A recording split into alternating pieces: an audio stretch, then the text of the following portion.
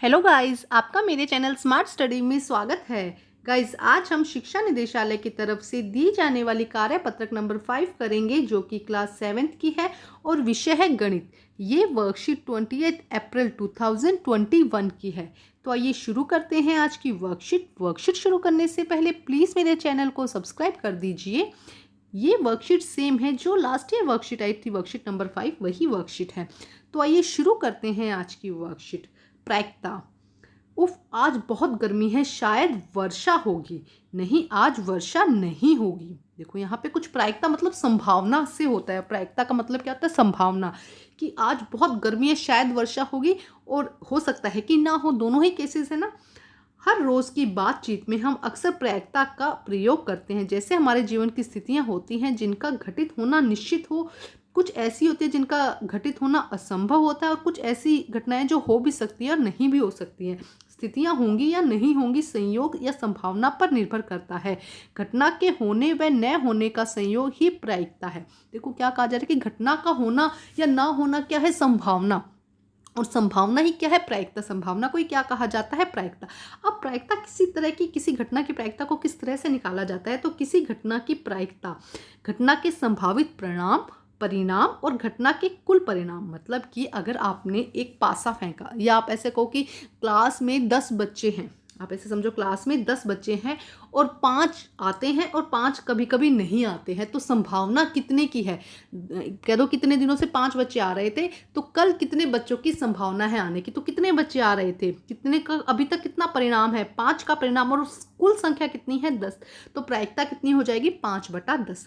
जितना परिणाम है कि ये चीज़ें घटित हो रही है, वो आपको ऊपर लिखना है, और कितने टोटल है, उनकी स्ट्रेंथ कितनी है या कितना टोटल परिणाम है, वो आपको नीचे लिखना है। तो इस तरह से आप इसको करेंगे तो बहुत आसान है, बिल्कुल मुश्किल नहीं है। बस थोड़ा सा वो लगाइए, आप समझिए कि नीचे कुल नंबर लगाने हैं और ऊपर जितनी संभावनाएं घटित हो रही है। उदाहरण, जब किसी सिक्के को उछाला जाता है तो 2 संभव परिणाम आते हैं, चित्त या पट। जब हम किसी सिक्के को उछालते हैं तो चित्त या पट आता है। यह एक समप्रायिक्तिक घटना है, अतः चित्त या पट आने की संभावना, देखो चित्त और पट टोटल कितने हैं? 2, और एक या तो चित्त आएगा या पट आएगा, तो 1/2 इनकी संभावना है। अभी और समझेंगे ना। तो निश्चित घटना का प्रायिकता कितनी होती है? 1। अगर निश्चित है घटना कि आज धूप निकलेगी, सूरज निकलेगा, दिख रहा है हमको, तो हम कह देंगे वो निश्चित घटना, उसकी प्रायिकता 1 होती है। और असंभव घटना की प्रायिकता 0 होती है। अगर आज मंगलवार है तो कल बुधवार ही होगा, ये देखो निश्चित है। अगर आज मंगलवार है तो कल बुधवार ही होगा, तो इसकी प्रायिकता कितनी हो जाएगी? 1। यह निश्चित ही है, यह समप्रायिकता घटना है, क्योंकि यह निश्चित है कल बुधवार ही होगा। इसकी प्रायिकता कितनी होगी? 1 या 100%। मैं मध्याह्न अवकाश के समय उड़ूंगा, यह असंभव है। कि वो कह रहे हैं भी मैं दोपहर में रिसेस के बाद उड़ूंगा, क्या ये पॉसिबल है? तो ये पॉसिबल नहीं है, तो इसकी प्रायिकता कितनी हो गई? 0। समझना जरूरी है, जो चीज़ संभव है और होनी ही होनी है, तो वो क्या हो जाएगा? उसकी प्रायिकता कितनी हो जाएगी? उसकी संभावना कितनी हो जाएगी? 100% हो जाएगी। और जो चीज़ बिल्कुल भी संभव नहीं है, उसकी संभावना कितनी हो जाएगी? 0। प्रायिकता ऋणात्मकता नहीं हो सकती, 1 से अधिक नहीं हो सकती। अब प्रायिकता या तो काम होगा या नहीं होगा, इसका माइनस नहीं होगा कि भाई माइनस कि कल बारिश, कल आज मंगलवार है तो कल बुधवार हो गया था, ऐसा नहीं हो सकता। माइनस नहीं होगी, और ये चीज़ ध्यान रखने वाले कि या तो जो प्रायिकता है, संभावना है, माइनस नहीं होगी, और 1 से अधिक नहीं होगी, या तो काम होगा या नहीं होगा। ठीक है। अब यहाँ पे कुछ क्वेश्चंस दिए गए हैं जिन्हें हम समझते हैं। जैसे कि बताइए कि निम्नलिखित में से किसका होना निश्चित है, किसका होना असंभव है, और कौन हो भी सकता है और नहीं भी हो सकता। आप आज कल से अधिक आयु के हैं तो बिल्कुल संभव है। कल से क्या है? कल अगर 10 साल 2 दिन के थे तो आज 10 साल 3 दिन के होंगे, तो ये क्या है? बिल्कुल संभव है, निश्चित है। हम इसमें नंबर 1 लिख देंगे। ठीक है।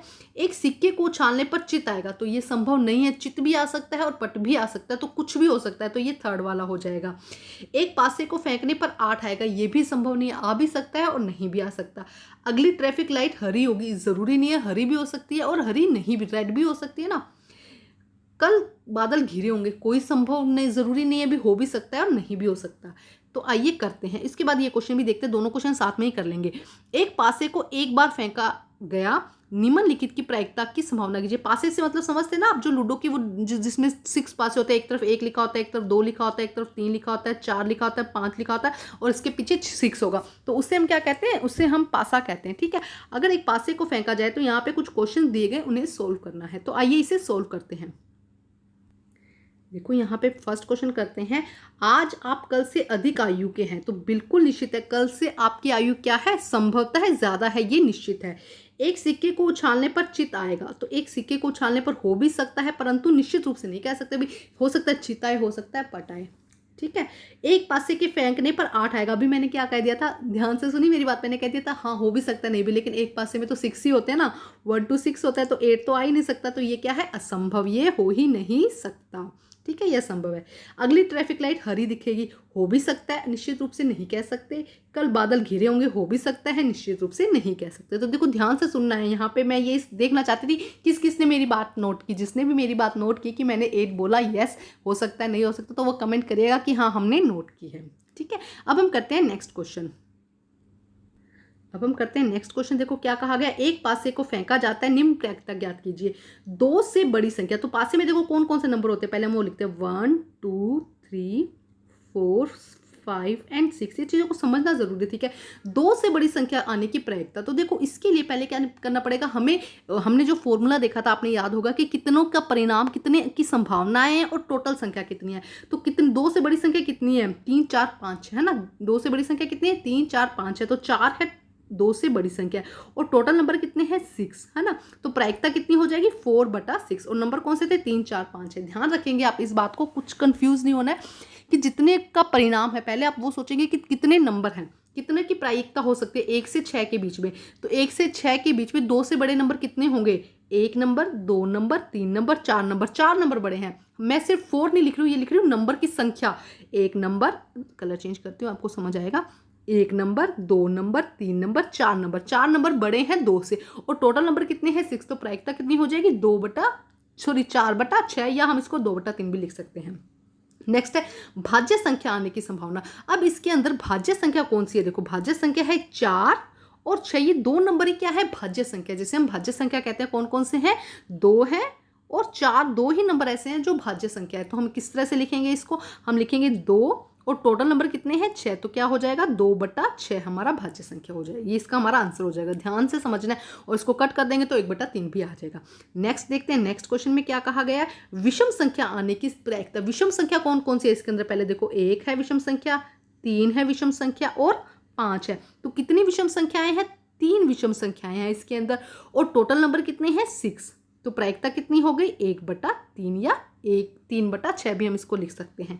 नेक्स्ट क्वेश्चन देखते हैं, नेक्स्ट क्वेश्चन में क्या कहा गया है, सम अभाज्य संख्या। सम अभाज्य संख्या, इसके अंदर पहले आपको पता लगाना होगा कि सम अभाज्य संख्या इसके अंदर है कौन सी है, बताओ जरा। सम अभाज्य संख्या इसके अंदर, सम अभाज्य संख्या मतलब सम भी हो और अभाज्य भी हो, तो वो है सिर्फ 2 एक ऐसी संख्या है जो सम अभाज्य संख्या कहलाती है। तो कितनी है 2, एक ही है ना 2, यहाँ पे 2 नंबर नहीं लिखेंगे हम, यहाँ पे 2 कितनी बार है, एक ही बार है ना 2, और टोटल नंबर कितने हैं 6। तो आंसर क्या आ जाएगा 1/6। ध्यान से समझना है, देखो बिना रटना कुछ भी नहीं है, सिर्फ समझना है कि 2 से बड़ी संख्या कितनी थी 4, तो हमने 4/6 कर दिया। भाज्य संख्या कितनी है 2 है, तो हमने 2/6 कर दिया। विषम संख्या कितनी है 3, तो हमने 3/6 कर दिया। और समभाज्य संख्या कितनी है 1, सिर्फ 2 ही एक ऐसी संख्या है जो समभाज्य संख्या है, तो हमने लिख दिया 1/6, उसको हमने सॉल्व कर दिया। तो आज की वर्कशीट इंटरेस्टिंग है, थोड़ी प्रैक्टिस कीजिए, कंफ्यूज मत होइए, अभी आगे हम इसे और अच्छे डिटेल में करेंगे। वर्कशीट कंप्लीट करके अपने टीचर से चेक करवाइए, और प्लीज़ मेरे चैनल को लाइक कीजिए, सब्सक्राइब कीजिए और शेयर कीजिए। Thank you.